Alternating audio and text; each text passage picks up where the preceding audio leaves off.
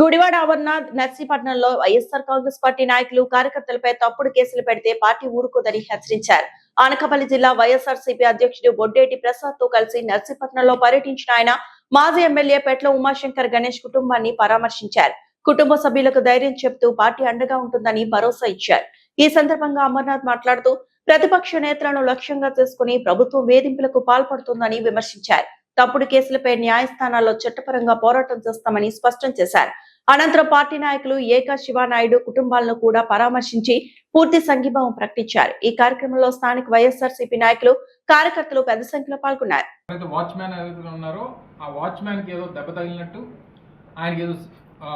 Surgery జరిగినట్టు దాని ఫోటోలన్నీ కూడా చూపిస్తున్నారు. అంటే 27వ తారీఖు తగిలినటువంటి దెబ్బ తర్వాత ఎలా తగిలింది? పోనీ 27వ తారీఖు ఇన్సిడెంట్ అయిన తర్వాత మరుసటి రోజు మీరే సోషల్ మీడియాలో ఎక్కడికక్కడ అక్కడ జరిగినటువంటి ఆ పరిణామాలు అంతటినీ కూడా మీరు సోషల్ మీడియాలో నా సీసీ కెమెరా ఫుటేజ్ రిలీజ్ చేశారు కదా, చూపించండి. ఆ సీసీ కెమెరా ఫుటేజెస్లో ఆ వాచ్మ్యాన్ మీద వీరు దాడి చేస్తున్నట్టు ఉన్నటువంటి ఒక వీడియో చూపించండి, ఆ సీసీటీవీ ఫుటేజ్ చూపించండి. ఎందుకు మీరు ఆ సీసీటీవీ ఫుటేజ్ రిలీజ్ చేయలేదు?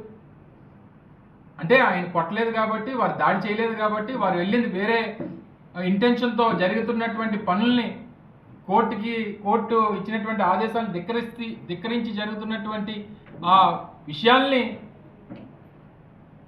డిపార్ట్మెంట్కి తెలియజేయాలన్నటువంటి ఉద్దేశంతో వెళ్ళినటువంటి వ్యక్తులు ఆ విజువల్స్నే మీరు అవే ఉంటాయి కాబట్టి మీరు అవే విడుదల చేశారు. ఒకవేళ నిజంగా ఆ రోజు దాడి జరిగి ఉంటే మరి ఆ రోజే ఆ సెక్షన్ ఎందుకు పెట్టలేదు?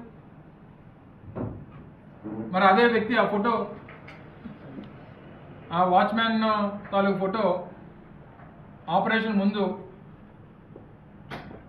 ఆ ఫోటో చూస్తే ఎక్కడ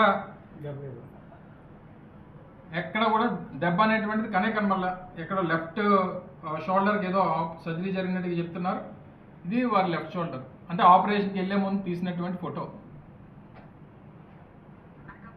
ఈ ఫోటోలో ఎక్కడ కూడా వాపు ఉన్నట్టు కానీ, ఒకవేళ పైనుంచి ఏదైనా కర్రతో కొడితే ఆ తగిలినటువంటి దెబ్బ కానీ, లేదా ఒకవేళ నిజంగా విరిగిపోతే ఆ రోజే మెడికల్ దీని కింద ఇచ్చినటువంటి కంప్లైంట్లో మెన్షన్ చేయాలి కదా, హాస్పిటల్కి వెళ్ళినట్టు.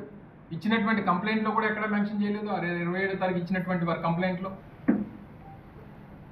కేవలం ఆయనకి ఏదో